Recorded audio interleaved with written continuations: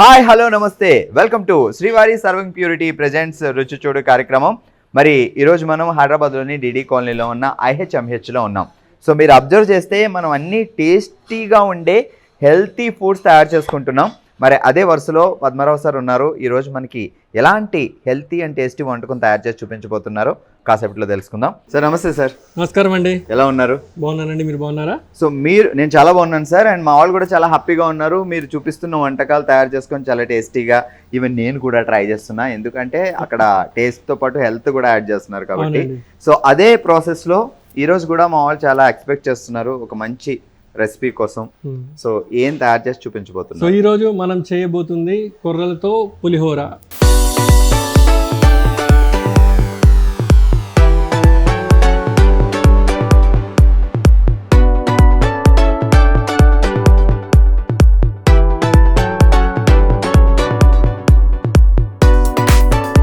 So కొర్రలతో అంటే చాలా ఆరోగ్యకరమైన ఇంగ్రీడియంట్.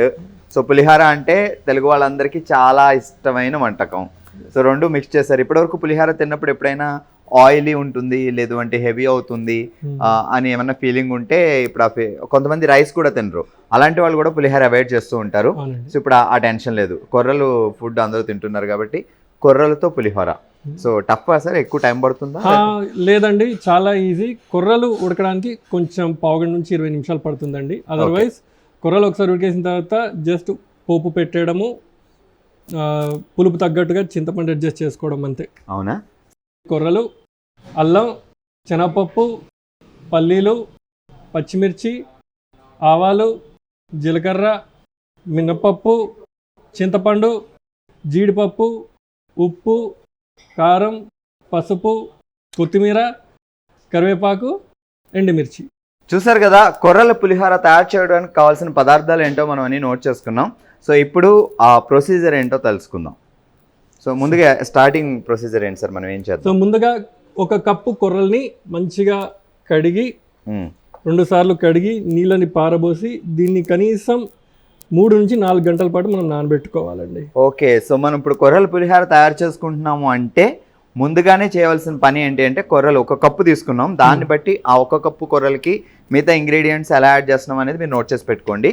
సో ఆ 1 కప్పు కొర్రల్ని 3 నుంచి 4 గంటలు 3 నుంచి 4 గంటలు నానబెట్టుకోవాలండి. సో మార్నింగ్ పులిహోర తయారు చేసుకుంటున్నామంటే నైట్ పెట్టేసుకోండి, లేదు అంటే ఈవినింగ్ పులిహోర చేసుకోవాలి అంటే మార్నింగ్ పెట్టుకుంటే మనకి ప్రొసీజర్ ఈజీ అవుతుంది.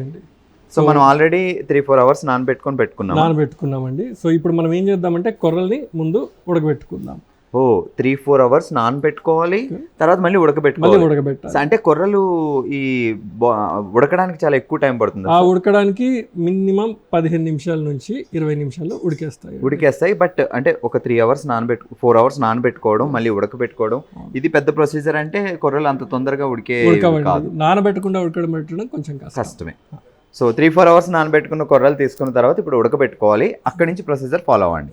ఇప్పుడు ఉడకబెట్టడానికి మనం తీసుకోవాలండి 1 కప్పు కొర్రల కోసం 3 కప్పుల మంచినీళ్ళు. ఓకే.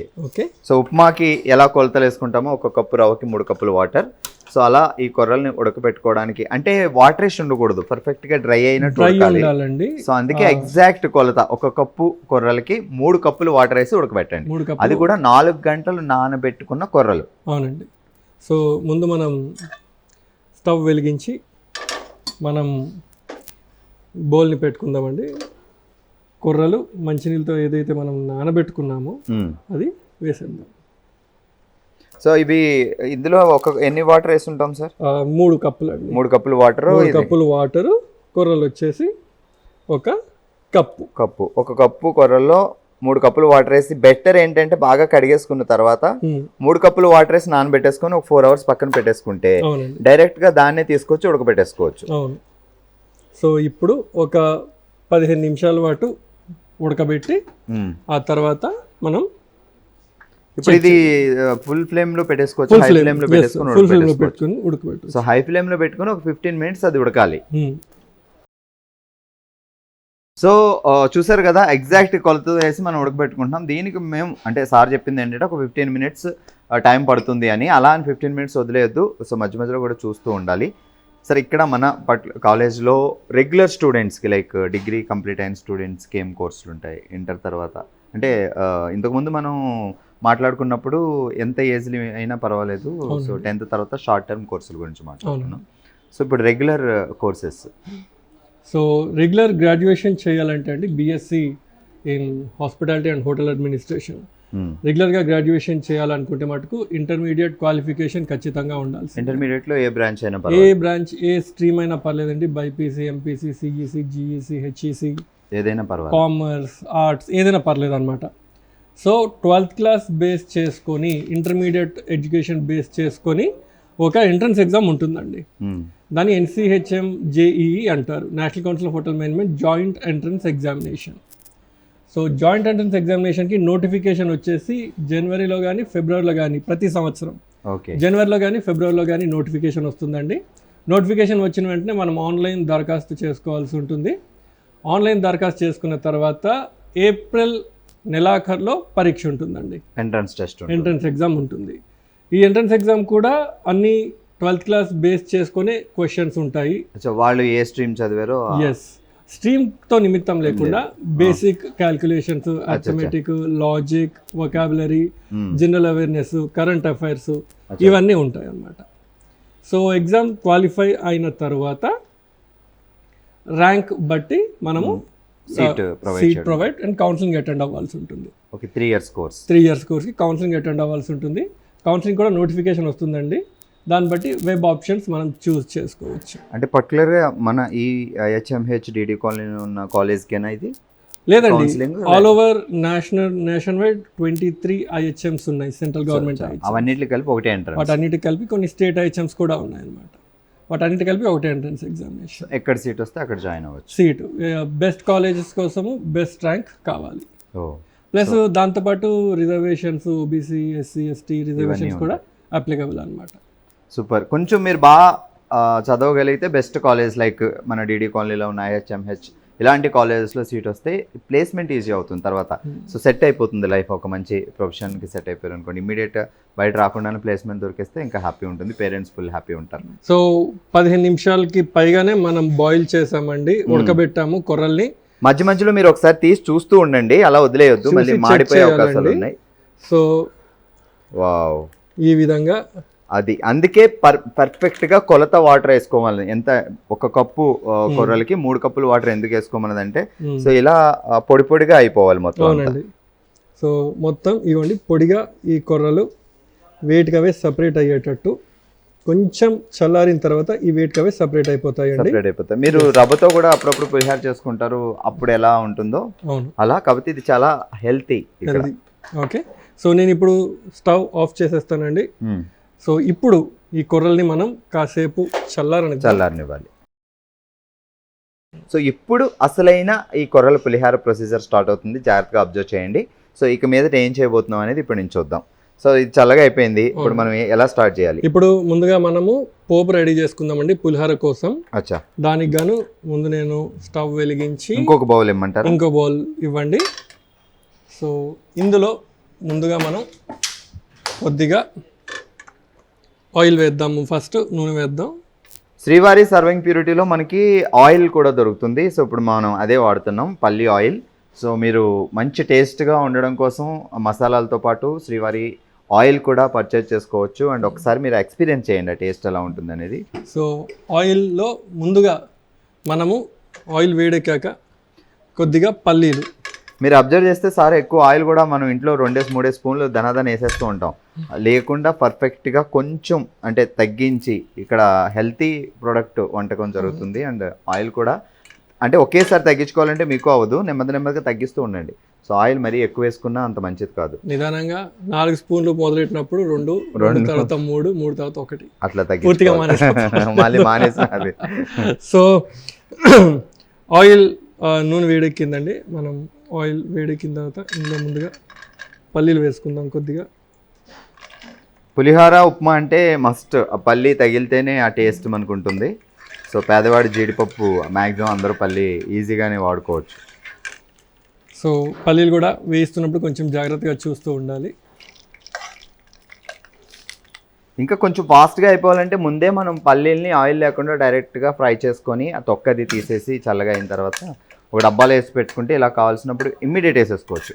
సో ఈ వేగే ఈ ప్రొసీజర్ ఒక జస్ట్ 1 minute అలా సేవ్ అవుద్ది. అవును. సో పల్లీలు ఫ్రై అయిపోయాయండి. ఎప్పుడైతే పల్లీలు బద్దలు సపరేట్ అయిపోతుంటాయో, స్కిన్ సపరేట్ అయిపోతుండో అది ఫ్రై అయిపోయినట్టు లెక్క. ఒక ఫ్యూ సెకండ్స్ పల్లీలు మనం తీసేద్దాం. అది ఇవి సెపరేట్ బయటికి తీసేస్తున్నామా? అవునండి, సపరేట్ తీసేద్దాం. ఓకే, పల్లి వేయించుకొని వేరే బౌల్లోకి తీసేసుకుంటున్నాం, దాంట్లోనే ఉంచడం లేదు. సో పల్లీలు మంచిగా వేగిపోయాయండి.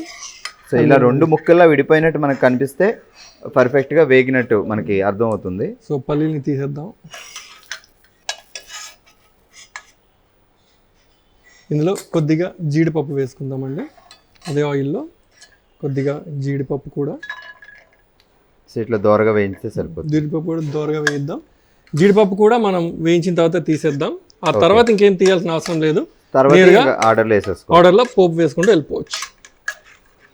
పల్లి కంటే జీడిపప్పు త్వరగానే ఫ్రై అయిపోద్ది. సో పల్లి వేగడానికి కొంచెం టైం పడుతుంది కానీ, అవునండి, సో జీడిపప్పు దనాదాన్ని వేగిపోతుంది కాబట్టి మీరు అటు ఇటు వెళ్ళకుండా దగ్గరే ఉండాలి. ఒకటి ఏంటంటే మనము ఆవాలు జీలకర్రతో పాటే పల్లీలు జీడిపప్పు వేసి ఒకేసారి చేయొచ్చు. కాకపోతే ఉడుకుతున్న కొద్దీ ఫ్రై అవుతున్న కొద్దీ ఏమవుతుందంటే కొంచెం మాడే ఛాన్సెస్ ఉంటాయి. ఓకే, ఎస్పెషల్లీ పల్లీలు ఇంకా జీడిపప్పు. అందుకనే మనం ఏం చేస్తామంటే వాటిని ముందుగా వేయించి పక్కన పెట్టేసుకుంటాం. ఆయిల్ బాగా మరిగిందంటే పల్లి దందాన్ని వేగిపోద్ది. పల్లి అంతే, జీడిపప్పు కూడా అంతేనండి. సో జీడిపప్పు కూడా మంచిగా ఫ్రై అయిపోయిందండి, మీరు చూడొచ్చు. ఓకే, ఇంకొంచెం ఉంచామంటే మాడిపోతుంది. సో హీట్ బాగా ట్రాప్ అవుతుంది అనమాట, హీట్ ఎక్కువ పట్టేసుకుంటుంది. సో బ్రౌన్ నుంచి బ్లాక్ అయిపోవడానికి ఎక్కువ టైం పట్టదండి. సో పల్లీలు తీసేసామండి ఇప్పుడు. సో ఆయిల్ యాడ్ చేయాలి సార్? ఇదే నాకు తెలిసి ఈ ఆయిల్ సరిపోతుందండి. సో ఇందులో మనం ముందుగా ఆవాలు, ఓకే, అసలు ఆవాలు లేకుండా మ్యాక్సిమం ఇండియన్ వంటకాల్లో ఏవి ఉండవేమో లేదండి. ఆవాలు చాలా, సో వెజ్ అయినా నాన్ వెజ్ అయినా. ఒకటి ఏంటంటే మనం పోపు వేస్తున్నప్పుడు ఆవాలు ముందుగా వేస్తాము, ఎందుకంటే ఆవాలు చేదు. ఒకవేళ ముందు అన్ని వేసి లాస్ట్ ఆవాలు వేసామంటే అవి సరిగ్గా వేగకపోయే ప్రమాదం ఉంది. ఆ చేదు అలా ఉండిపోతుంది అనమాట. సో ఒక్కసారి ఆవాలన్నీ మొత్తం ఇట్లా వేగిన తర్వాత అప్పుడు మనం ఇందులో జీలకర్ర,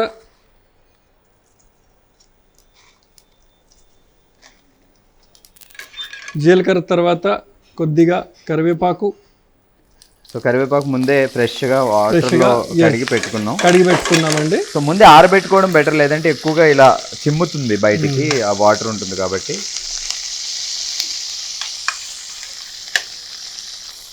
ఆవాలు, జీలకర్ర, కరివేపాకు. ఇప్పుడు ఇందులో మనం కొద్దిగా పచ్చిమిర్చి, నిలువుగా కోసిన పచ్చిమిర్చి. సో పచ్చిమిర్చి కూడా ముందే నిలువుగా కట్ చేసి పెట్టుకున్నాం. తర్వాత ఎండుమిర్చి. ఓకే, 2 వాడుతున్నాం, పచ్చిమిరపకాయలు ఎండుమిరపకాయలు 2 వాడాలి. సో అంటే ఎంత కారం మీరు ఎక్కువ తింటారా దాన్ని బట్టి 2 వాడాలి. కానీ ఏవి ఎన్ని వేయాలి, పచ్చిమిరపకాయలు ఎంత, ఎండుమిరపకాయలు ఎంత అనుకుంటే సో మనకి స్పైస్ ఎంత కావాలో దాన్ని బట్టి. సో పులిహారలో చింతపండు వేస్తాం కాబట్టి కొంచెం కారం ఎక్కువే వేయాలేమో కదా సార్, మిరపకాయలు, పచ్చిమిరపకాయలు. అందుకే నేను కొంచెం ఎక్కువగానే ఎండుమిర్చి, పచ్చిమిర్చి 2 తీసుకున్నాను. సో తర్వాత పులుపు యాడ్ అవుతుంది కాబట్టి పులుపు యాడ్ అవుతుంది. కారం మళ్ళీ ఇప్పుడు ఇందులో మనం కొద్దిగా అల్లం చిన్న చిన్న ముక్కలు, అల్లం సన్నగా తరిగిన అల్లం, తర్వాత శనగపప్పు,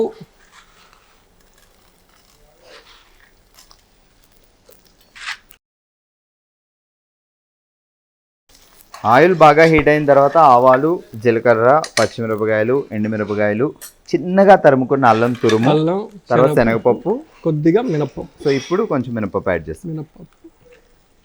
సో పోపు అయిపోయిందండి, కాకపోతే ఈ పప్పులు ఉన్నాయి కొంచెం వేగాలండి.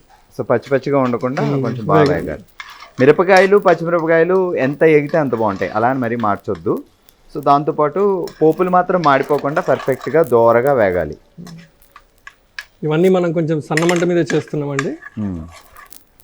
అదే బెటర్ కదా సార్, హై ఫ్లేమ్ పెట్టుకుంటే కొంచెం ఎగుతాయి, కొన్ని మాడిపోతాయి. ఇప్పుడు ఇందులో మనం కొద్దిగా పసుపు వేసుకుందాము.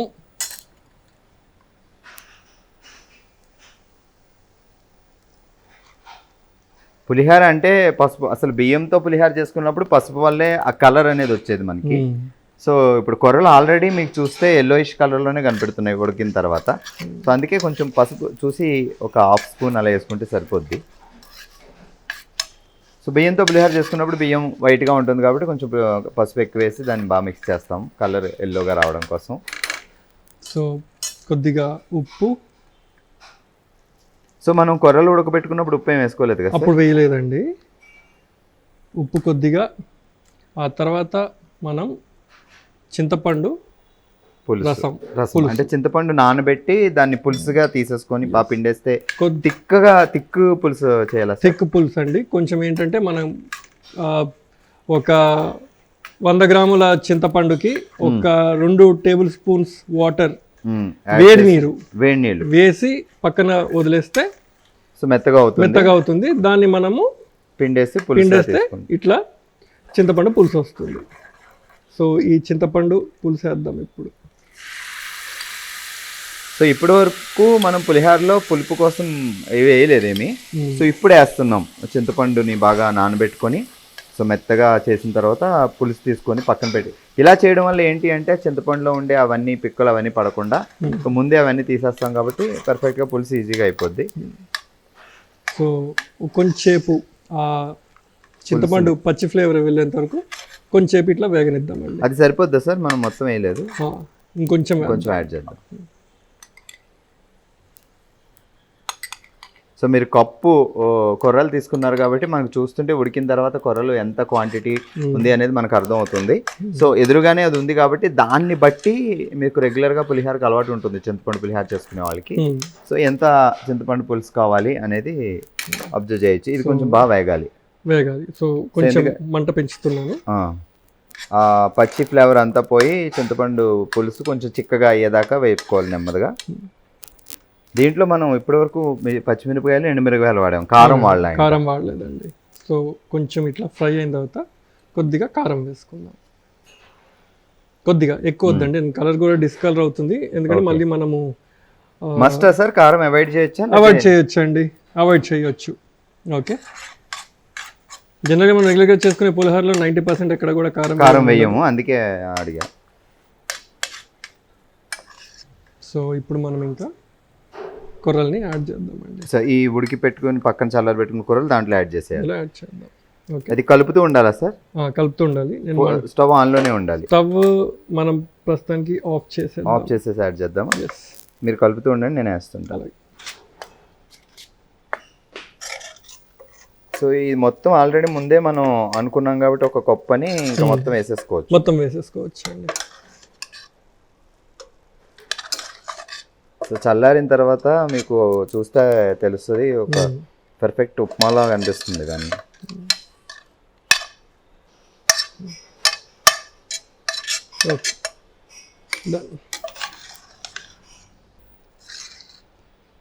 ఒక్క కప్పు కొర్రలు 3 కప్పుల వాటర్. ఇంకోటి ఏంటంటే మళ్ళీ దీన్ని మనం లైట్గా మన పోపు చింతపండు అంతా కరెక్ట్గా కలిసేటట్టు మాత్రమే కలపాలండి. ఎక్కువ కలిపేసామంటే మళ్ళీ ఇది మొత్తం చాలా మెత్తగా అయిపోతుంది. సో మనం ఫినిష్ చేశాక కూడా ఈ కొర్రలు అయితే ఉన్నాయో అవి కొంచెం సపరేట్ అయ్యేటట్టే ఉండాలి. సో కొంచెం చల్లారాలి, కొద్దిగా చల్లారాలి. ఇప్పుడు కొర్రలు ఈ ఏదైతే మనం మొత్తం ఫ్రై చేసి పెట్టుకున్నామో దాంట్లో ఇమీడియట్గా వేయగానే ఎక్కువ కలిపేయొద్దు. సో అలా కలపడం వల్ల ఏదో మెత్తగా అయిపోద్ది. ఆ కొర్రలు ఇలా విడివిడిగా ఉన్నాయి అనుకోండి, బాగా ఉడికాయి కాబట్టి అవి విడిగా ఉంటే సో తినడానికి చూడడానికి కూడా చాలా బాగుంటుంది. సో అయిపోయినట్టే సార్, ఇంకా మనకి అయిపోయిందండి. ఓకే, లాస్ట్కి వచ్చేసరికి మనం ఏవైతే జీడిపప్పు మరియు పల్లీలు వేయించి పెట్టుకున్నామో అవి వేసేసుకున్నాం. అవి వేసుకున్నాక లైట్గా లాస్ట్కి వచ్చేసరికి కొద్దిగా సన్నగా తరిగిన కొత్తిమీర. ఇందులో కొంచెం వేరియేషన్ కోసం కావాలంటే మనం తురిమిన మామిడికాయ వేసుకుంటే ఇంకా బాగుంటుందండి. ఓకే, తురిమిన క్యారెట్ కూడా వేసుకోవచ్చు. సో ఇప్పుడు తురిమిన క్యారెట్ అంటే పైన ఇట్లా గార్నిష్ చేసినట్టు వేసుకోవచ్చు. మామిడికాయ తురుము కూడా అలానే పైన వేసుకుంటేనే పుల్లగా తగులుతుంది. ఆహా, మొత్తం రెడీ అయింది సార్. ఇక మీరు లేట్ చేయకుండా వేసి ఇచ్చేయండి. Okay sir. సో వేడివేడిగా చేసిన కొర్రల పులిహోర. ఇప్పటివరకు మీరు కూడా కొర్రలతో చాలా వంటకాలు అంటే రైస్ కానీ ఇంకా ఏమన్నా వండుకొని ఉంటారు. నాకు తెలిసి పులిహోర అయితే నేను ఇప్పటివరకు కొర్రలతో పులిహోర టేస్ట్ చేయలేదు ఎలా ఉంటుంది అనేది. సో ఇప్పుడు టేస్ట్ చేసిన తర్వాత ఇంకా రెగ్యులర్గా ప్లాన్ చేయాలి. వేడివేడిగా తయారైన కొర్రలతో పులిహోర. ఇక అస్సలు లేట్ చేయకుండా ఇమ్మీడియట్గా టేస్ట్ చూడాలి.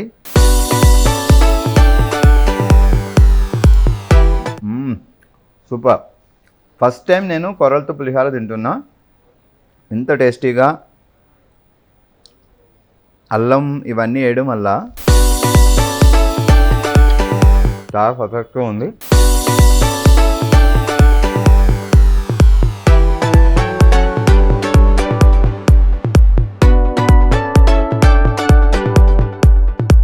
సార్ నిజంగా చాలా టేస్టీగా ఉంది. హెల్దీ అనేది కొర్రలతో చేశారు కాబట్టి మనకు అర్థమవుతుంది. సో వేసిన ఇంగ్రీడియంట్స్ అన్నీ తక్కువ ఆయిల్తో ఇంత అద్భుతంగా. సో డెఫినెట్గా మీరు ఫాలో అవ్వండి. Thank you sir. Thank you so much. Thank you sir.